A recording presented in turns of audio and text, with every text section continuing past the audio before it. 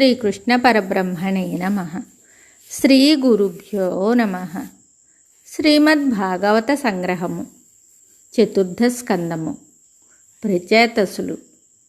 ప్రచేతసులు రుద్రగీత.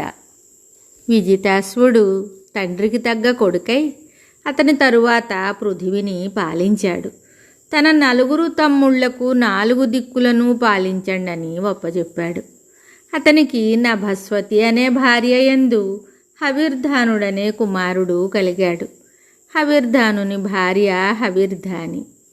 వీరికి 6 పుత్రులు కలిగారు. వారిలో పెద్దవాడు బర్హిష్మదుడు.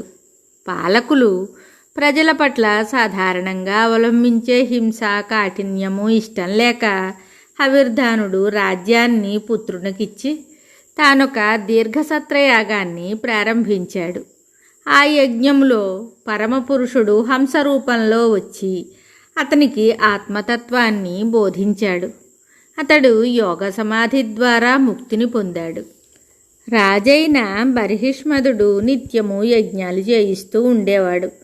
చేసిన చోట మళ్ళీ చెయ్యకపోవటం చేత భూమండలమంతా యజ్ఞశాలలతో నిండిపోయింది. ప్రాచీన నగరాలు అనబడే దర్భలు భూమి అంతటా మొలిచి వ్యాపించినవి. అందుచేతనే ఆ రాజును ప్రాచీన బర్హి అనేవారు.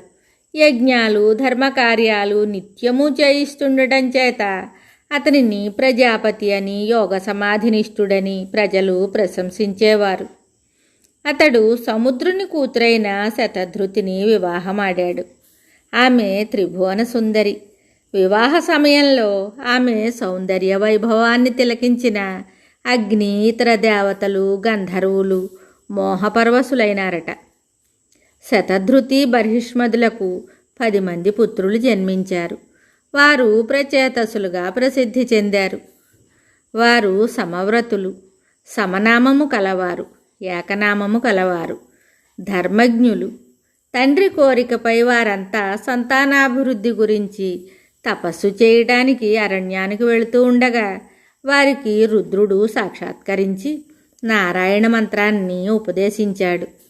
అది ఎలా జరిగిందంటే, సంతానాభివృద్ధి చేయమని తండ్రిగారైన బర్హిష్మదుడు కోరినందున ప్రచేతసులు పశ్చిమ దిశగా వెళుతూ సాగరం లాంటి ఒక మహాసరస్సును చూశారు. కలువలతోనూ హంసలతోనూ విహరిస్తుండే గంధర్వులతోనూ శుద్ధ జలాలతోనూ ఆహ్లాదం కలిగిస్తుండే ఆ సరస్సు నుండి ఒక దివ్య పురుషుడు బయటకు వస్తుండటం చూశారు. వారు ఆయనను మహేశ్వరుడని గుర్తించి భక్తి పరవశులై ఆయన పాదాలపై పడ్డారు. దయామయుడైన శంకరుడు జ్ఞాన సంపన్నులు, పరిశుద్ధాత్ములు అయిన ప్రచేతసులతో ఇలా అన్నాడు: రాజపుత్రులారా, మీరెవరో, మీ కోరిక ఏమిటో నాకు తెలుసు. మిమ్మల్ని అనుగ్రహించాలనే సంకల్పంతో మీకు దర్శనమిచ్చాను. శ్రీహరి భక్తులు నాకు మిక్కిలి ఇష్టులు. హరిభక్తులు విష్ణుపదాన్ని ఇతరుల కంటే సులభంగా పొందగలరు. నేనిప్పుడు చెప్పబోయేది అతి రహస్యము, పవిత్రము, శుభప్రదము, మోక్షప్రదము అయినట్టి ఉపదేశము. దీనిని జపించి ధరించండి. పూర్వము బ్రహ్మ తన పుత్రులైన సనక సనందాదులకు దీనిని ఉపదేశించే ఉద్దేశంతో వారు వింటూ ఉండగా శ్రీహరిని ఈ విధముగా స్తుతించాడు: పరమేశ్వర, ఆత్మజ్ఞానులకు నీ ఉత్కర్షం ఆనందం కలిగిస్తుంది. నీవు సంపూర్ణ ఆనంద స్వరూపుడవు. మాకు ఆనందం ప్రసాదించు. నీకు నమస్కారములు.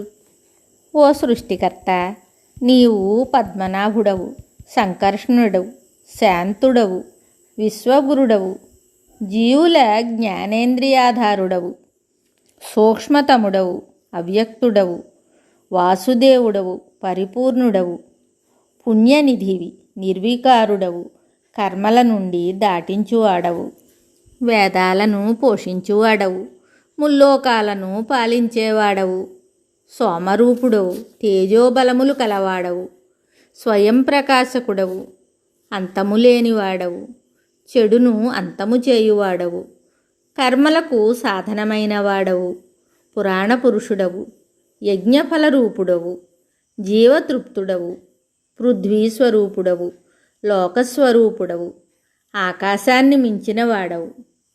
విశ్వానికి ఉత్పత్తి స్థానమైన వాడవు. విష్ణుడవు, జిష్ణుడవు, నీకు నమస్కారములు. ఓ దేవదేవా, నీవు స్వర్గాన్ని మోక్షాన్ని పొందడానికి చక్కని ద్వారము వంటివాడవు. సకల రసస్వరూపుడవు, సూర్యుడవు, ధర్మపాలకుడవు, సజ్జనహిత ఫలప్రదాతవు, కృష్ణుడవు, ధర్మాత్ముడవు, సర్వశక్తియుక్తుడవు, గొప్ప సాంఖ్యయోగీశ్వరుడవు, హిరణ్యగర్భుడవు, రుద్రుడవు, శిష్టరక్షకుడవు, దుష్ట శిక్షకుడవు, శూన్య ప్రవృత్తుడవు, కర్మస్వరూపుడవు, మృత్యుదేవతవు, విరాట్ శరీరుడవు, సకల ధర్మస్వరూపుడవు, వాగ్విభూతి కలవాడవు, నివృత్తుడవు, సత్పుణ్య తేజో విరాజితుడవు, సకల ధర్మములను ధరించువాడవు, ఆత్మస్వరూపుడవు, అనిరుద్ధుడవు, వృద్ధిక్షయాలు లేనివాడవు, నీకు నమస్కారములు. దేవా, నీవు అంతటా వ్యాపించి ఉన్న సత్వగుణాత్మకుడవు, అన్నింటినీ నియంత్రించువాడవు, లోపల బయట అంతటా నిండి ఉన్నవాడవు, కారణాత్ముడవు, సమస్త కామితార్థాలకు కారణభూతుడవు, నిర్గుణుడవు, సృష్టికర్తవు, సాధువులచే జయింపబడువాడవు, నీకు నమస్కారము. నీవు ప్రద్యుమ్న దేవుడవు, అంతరాత్మవు, సర్వజ్ఞుడవు, నీకు నమస్కారము. నీవు అనిరుద్ధ దేవుడవు, జగద్రక్షకుడవు, స్వర్గప్రాప్తికి మోక్షప్రాప్తికి నీవే సాధనము. శుద్ధ చిత్తము గలవారిని నీవు ఆనందింపచేస్తావు. నీవు యజ్ఞస్వరూపుడవు, యజ్ఞఫలమైన వాడవు, ఫలదాతవు. ఫలమును కోరి దేవతలను పితరులను ఆశ్రయించువారికి ఆయా దేవతల పితరుల రూపాల్లోనే వారి కామ్యాలను అనుగ్రహిస్తావు. ఏ కోరికలు లేక భగవదారాధనాభావంతో కర్మ చేసేవారిని కూడా అనుగ్రహిస్తావు. నీకు నమస్కారములు. నీవు జ్ఞానస్వరూపుడవు, జ్ఞానదాతవు, జగద్గురుడవు. నిన్ను ఏకాంత భక్తితో ఆరాధించేవారు నీ పాదపద్మాలను తప్ప స్వర్గాన్ని గాని కైవల్యాన్ని గాని కోరరు. ప్రభు, శీలము, సరళవర్తనము, సత్వగుణము, భూతదయ కలిగి ఉన్న నీ యొక్క భక్తుల సహవాసము మాకు లభింపచేయుము. అదే చాలు. ఇంద్రియ సుఖాలయందు విరక్తి, నీ పాదాలయందు అనురక్తి సిద్ధిస్తాయి. నీ యొక్క దివ్య పాదార విందాలను పొందినట్టి ధన్యాత్మునకు ఇంకా పొందదగినది వేరే ఏముంటుంది? ఓ అవ్యయానందనిధి గోవింద, శ్రీహరి, ముకుంద, పరమభక్తులు నిత్యము పూజించే నీ దివ్య దర్శనాన్ని మాకు ప్రసాదించు అని సనక సనందాదులతో సహా బ్రహ్మదేవుడు స్తుతించాడు. ఈ స్తోత్రము పేరు యోగాదేశము. ప్రచేతసులారా, మీరు ఈ స్తోత్రాన్ని పలుమార్లు పఠిస్తూ శ్రీహరిని ధ్యానించండి. మీ అభీష్టము నెరవేరుతుంది. మీకు సకల శుభాలు కలుగుతాయి. పరమపురుషుని నుతించే ఈ స్తోత్రాన్ని ప్రాతకాలమందు శ్రద్ధతో ఎవరు పఠించినా వారు పరమేశ్వరానుగ్రహానికి పాత్రులవుతారు అని రుద్రుడు ప్రచేతసులకు చెప్పి అంతర్ధానమైనాడు. మిగతా కథ తరువాయి భాగంలో తెలుసుకుందాము. శుభం.